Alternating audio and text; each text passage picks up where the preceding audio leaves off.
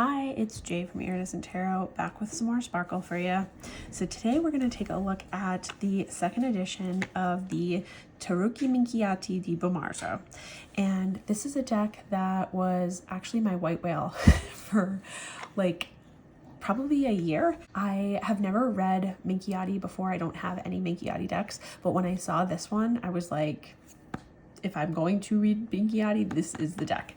And so I had missed the Kickstarter, and when I first discovered it, it was on the creator Amparo Aguirre's website. And at that point, it said something like 500 copies available. And I don't know why, but in my brain, I was like, that's plenty. I'll just get it later. And of course, later when I went to go buy it, sold out. So I was like really disappointed, and I'm pretty sure that I have like begged somebody here on Tarotube. I don't know if it was Tammy Pie or maybe Lady Cara, but somebody has it and shows it all the time, and I'm like, if you ever decide to get rid of it, like please let me be the one, because I didn't realize that Amparo was planning on making a second edition. Well, she did, and so finally I got to have a copy of this deck. So let's take a look at the deck, and I'll chat with you about some of my thoughts about this. The creator, Amparo, is an anthropologist and an artist, and she inherited an original Minchiate al Leon tarot from her grandmother, and then ever since then she's been dedicated to doing research about Minchiate. And so it says on the back here, Tarocchi Minchiate is a game and an oracle of 97 cards born in the 15th century in Italy. This box contains 56 suit cards, 40 triumphs, 1 fool, a downloadable book QR, and a map, painted with watercolors in Bomarzo, second edition of 500 copies. So, yeah. 500 copies again. So the side here says www.tarotminchiate.com, and then this side says Ogni Pensiero Vola. And so there seems to be a mix of Latin and Italian text throughout the box. And so I ended up looking each of these things up because I like to know what they say. So this translates to every thought flies, or every thought flies away. And so this is a nod to a sculpture at the Sacro Bosco, which is a sacred forest, also known as Monsters Park, which is located in Bomarzo, Italy. And that is where I'm pretty sure that Amparo currently resides. So if we open the deck here, we've got some more beautiful artwork. So the Latin in here basically translates to, therefore, by being mindful, one becomes more prudent. And apparently this is also an inscription that is in Sacro Bosco. And then the quote in here, like I can't read Latin, but apparently it means eat, drink, play. After death, there is no pleasure. And I really like these little nods to history and to location and culture that are included in this deck. It's really, really special. And we also have a little bit of copper foiling here, which is beautiful. So the card size itself is quite small. This is compared to a standard tarot. So I enjoy this size because it's easy to handle, especially since there's so many extra cards in it. And one of the differences right off the bat from the first edition is that this edition has holographic foiling on the edges, where I'm pretty sure the original edition had like a matte blue edging. You can't really see the holographic effect that well in this light, but it is present in person. You can kind of see it there. Okay. Her website says that it's dark blue, but to the eye, this looks black. And it says that it's 330 GSM German paper with black core and linen texture. beautiful cardstock. Like, I can tell I'm going to love it already. And that the size is 58 millimeters by 105 millimeters with copper gold details. And you can see some of those right here at the bottom. Beautiful. The backs are this super saturated red. I love the abstractness of it. Red isn't my favorite color, but I do like these. And I noticed when I was flipping through on my own earlier that the quote from this side of the box, the eat, drink quote, is ever so finely integrated. So you have EDE in between some of these dots here, BIBELUDE. So this was the first thing I had noticed when I was looking through the cards. Like, I noticed that. I'm like, what is it saying? So I typed in all of these letters into Google and found that quote about eating and drinking. And then when I was looking at the box closer, I'm like, oh, it's right there too. So that was just like a fun little like exploration that I went on. Just, I can tell there's like all these little hints dropped in, and it makes it like a little scavenger hunt, and it's just really fun. And I'm pretty sure the first edition came in a tuck box. So this nice hard 2-piece box is a nice upgrade.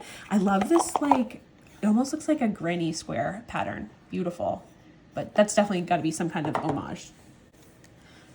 The color saturation in this deck is absolutely stunning. Like, I think this might be one of my most colorful decks, and I have a lot of colorful decks. It's up there with Playful Heart, and it's just beautiful coloration. And I thought it was really interesting that on the minors, the pigmentation helps you remember when the value is increasing or decreasing, because Minchiate is first and foremost a game. So it's to help you remember the card rules. So you can tell here by let's say like with the gold, you can tell that the ace is worth more than the 10 because it's more saturated. Whereas in the swords, the 10 is more saturated than the 1. So it's a subtle gradient. I think that's ingenious. Like, how do you think of these ways to incorporate the rules of the game into the card design? That's genius status to me. Okay. At the end of the stack there, we have this map, which is a scoring map. And I can see myself actually trying to learn how to play this because my husband and I do enjoy board games and card games.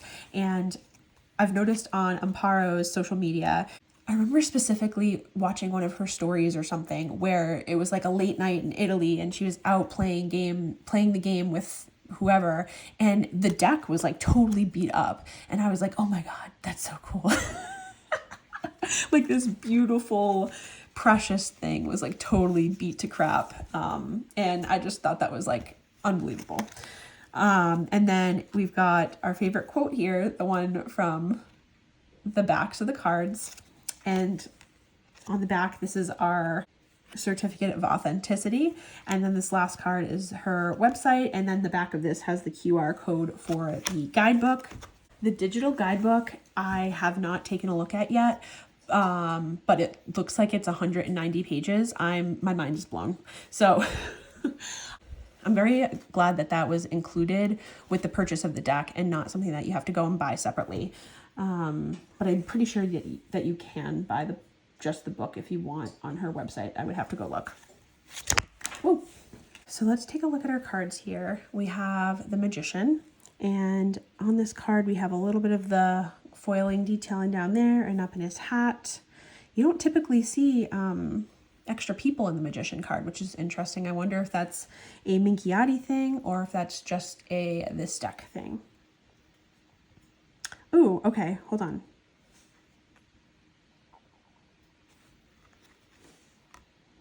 Okay, interesting. So this looks like the Empress to me, and this looks like the Emperor, and that looks like the High Priestess. Ooh, and that looks like the Lovers. Okay, so I don't know what any of these cards are for sure. So that is going to be interesting to try to find out, but I'm here for it. Look at the colors. It's beautiful. The way that she's outlined reminds me of like the Lady of Guadalupe statues or color artworks.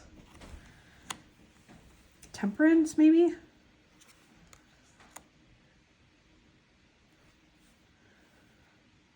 Wow. This is so different.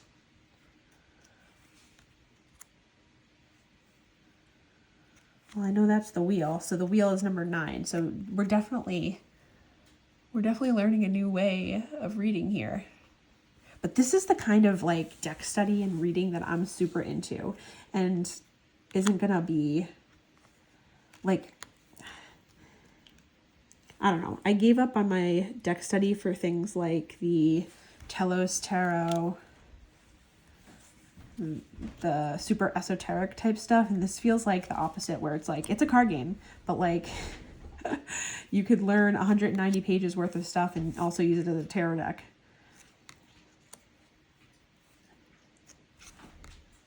I love the color washes that she used, like the super beautiful blooming in the watercolor technique. She's a beautiful artist. I love when the outline of something is these dots that are in copper. It's just so cool. Wow, I definitely think I'm going to have trouble like reading the majors. Because my plan was I could just pull out the extra Minchiate cards and read it like a Marseille deck. I don't know about that. What even number are we on right now? 25. So these must be some of the astrological cards, right? Scorpion. Who knows? Probably people who know Minchiate, maybe. It's gotta be Cancer. Oh, there's my Pisces. I don't know what you are. Leo?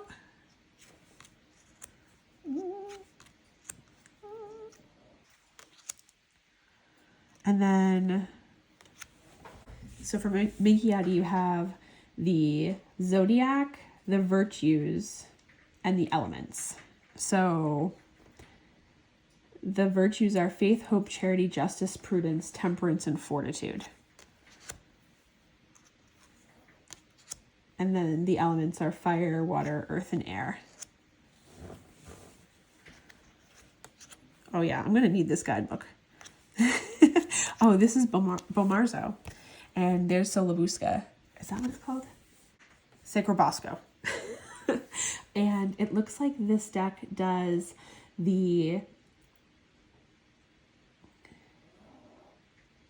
12 zodiac signs, 4 elements, and the cardinal virtue of prudence, and the 3 theological virtues of hope, faith, and charity. So scratch that about the 7, whatever I said. Okay, so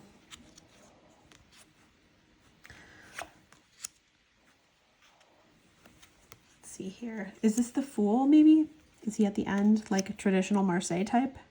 Look at how beautiful this is. Stunning. Stunning. This artwork is really something. Okay. So we've got our suit of cups here. These are like eye-searingly bright in such a good way. They're so saturated and delicious.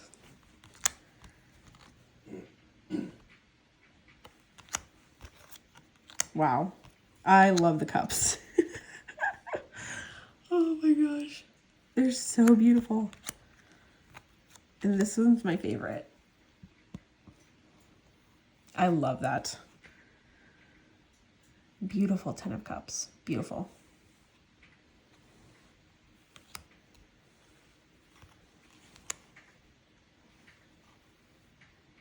All of the pages have half animal and half person. The pages are standing, and then the queens and the kings are sitting.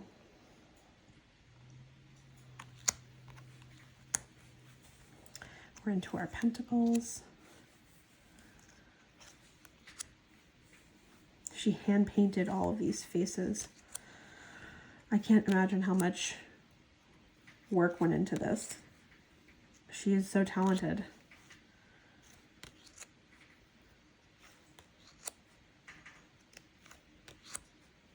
Wow. It's like, it's a feast for your eyes, the colors.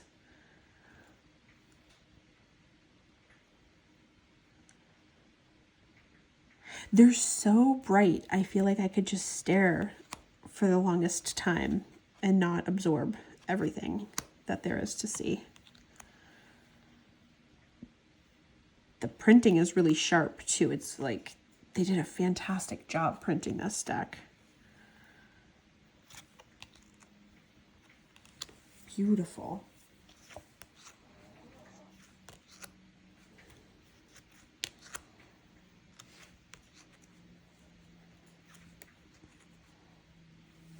So I really don't like having, let's get the shadow here. I don't like having decks that I don't know how to read. So like before I knew how to read Marseille, I only had one Marseille deck, and it was the Pip Speak Tarot, because I loved Zara from Kitten Shop's artwork so much. And I kind of feel like this deck is that for me, for Minchiate. It's like, I don't know how to read Minchiate, but I loved this deck so much that I really wanted it. But the creator Amparo has made a second Minchiate. It's called Tarot al Leon, and it's got gold detailing. Oh, I might want that one now. Look at this. Beautiful.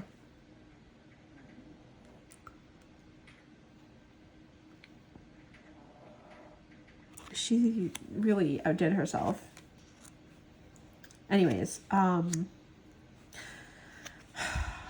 like if I learn Minchiate, then I would want that other deck, and there's late pledges available on Kickstarter. But this is just out of this world.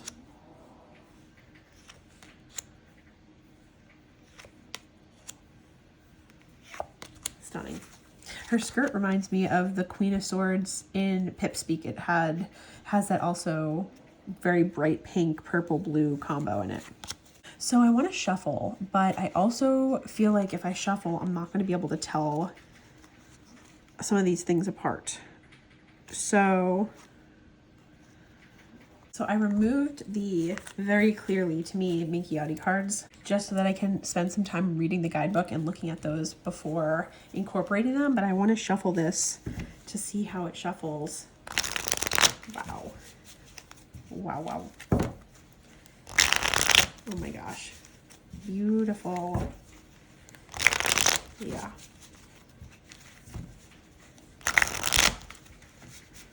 And for an overhand. All right, let's just shuffle and lay down some cards and see what it looks like.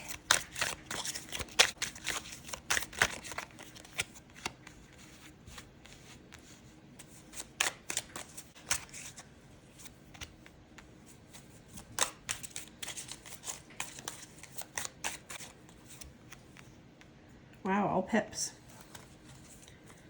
All right, let's just see a few more laid out. Wow.